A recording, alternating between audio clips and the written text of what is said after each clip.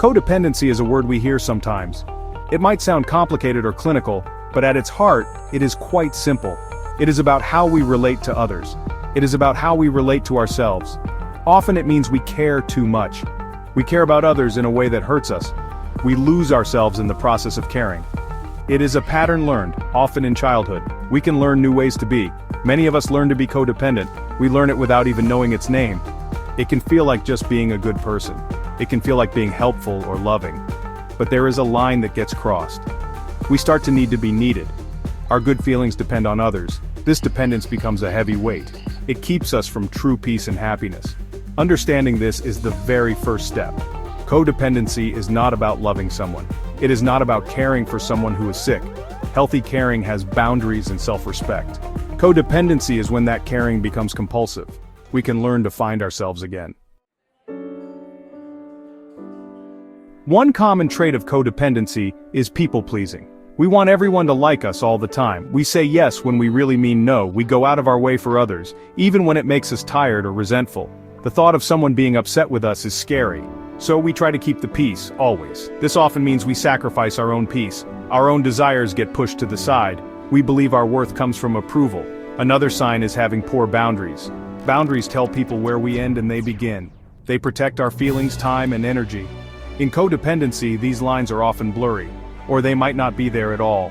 We let others take too much from us. We might share too much too soon, or we might take on their emotions as our own. It is hard to say that's not okay with me. We feel guilty for setting limits.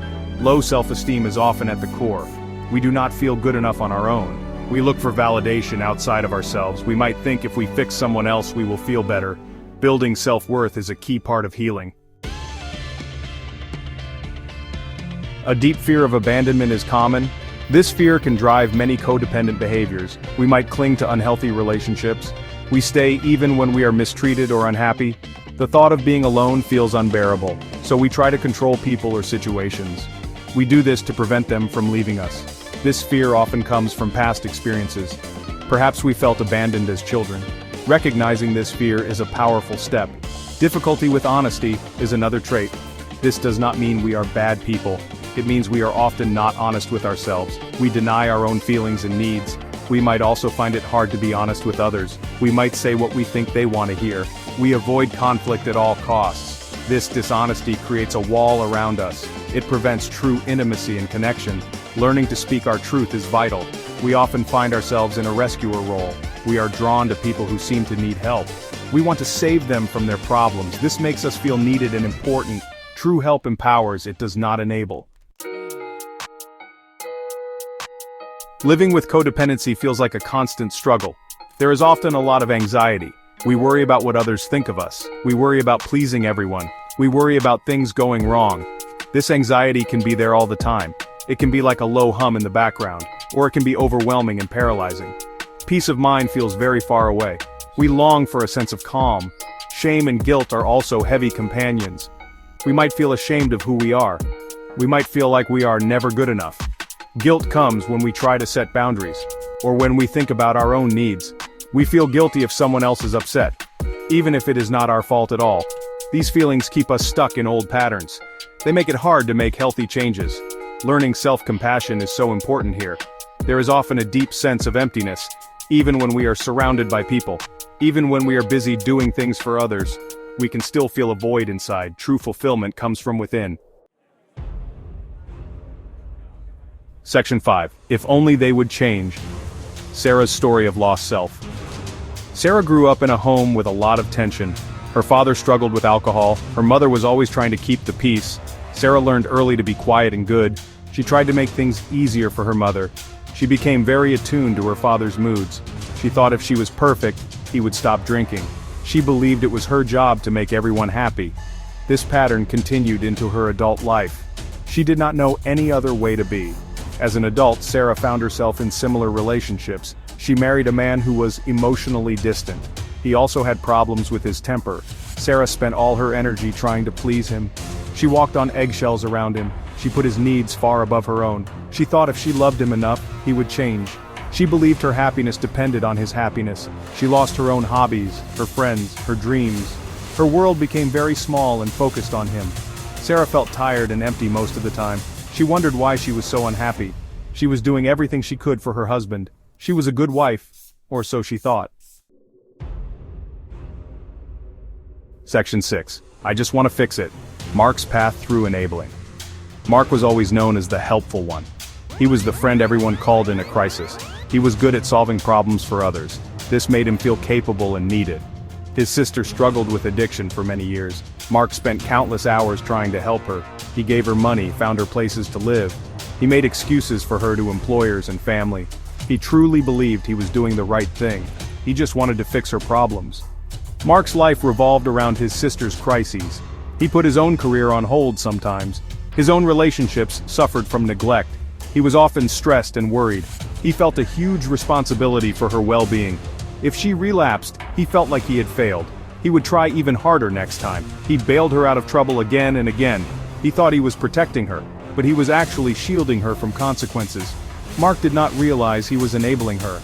He thought enabling meant being mean or uncaring.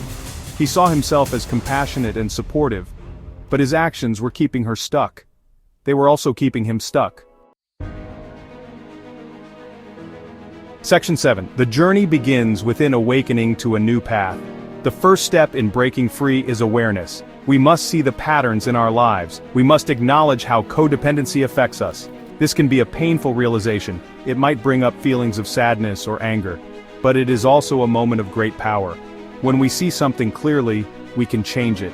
It is like turning on a light in a dark room. Suddenly, we understand what we are dealing with. This understanding is the foundation for healing. Next, we need to accept what we have found.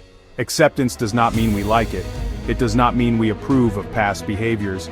It simply means we stop fighting reality. We accept that codependency is part of our story. We accept our feelings without judgment. This self-acceptance is crucial for growth. It allows us to be gentle with ourselves. It creates space for new choices. We cannot change what we do not accept. Education is another important part of this stage. Read books about codependency and recovery, attend workshops or listen to podcasts. Learn as much as you can about the topic. Section 8. Detaching with love: practical steps toward healing. Learning to detach is a vital skill. Detachment does not mean we stop caring. It means we stop caretaking in unhealthy ways. It means we let go of trying to control others. We allow people to be who they are. We allow them to make their own choices. And we allow them to face their own consequences. This is not cruel. It is respectful. It is also essential for our own peace. We detach with love, not with anger. Setting boundaries is another key practice. Boundaries protect us and our well-being. They define what is acceptable to us. Start small if you need to. Learn to say no without feeling guilty. Limit contact with people who drain you. Protect your time and your energy. Communicating boundaries can be scary, but it gets easier with practice. Healthy relationships have healthy boundaries. Focus on your own needs and self-care. This is not selfish, it is necessary. What makes you feel good and nourished? Make time for activities you enjoy. Section 9. Reclaiming your life, a future filled with hope and self-worth. Recovery from codependency is a journey. It is not a quick fix or a destination. There will be good days and challenging days. There will be moments of clarity and confusion. This is all part of the process. Be patient and compassionate with yourself. Celebrate small victories along the way. Each step forward, no matter how small, matters. You are learning new ways to live and love. This takes time and consistent effort. As you heal, you will rediscover yourself. You will connect with your true feelings. You will learn to honor your own needs. Your self-esteem will grow from within. You will no longer need external validation. You will find joy in your own company. Your relationships will become healthier. They will be based on respect and equality, not on neediness or control. You will attract people who value the real you. Imagine a life where you feel free. Free from constant worry and anxiety. Free from the burden of others' problems. Free to be your authentic self.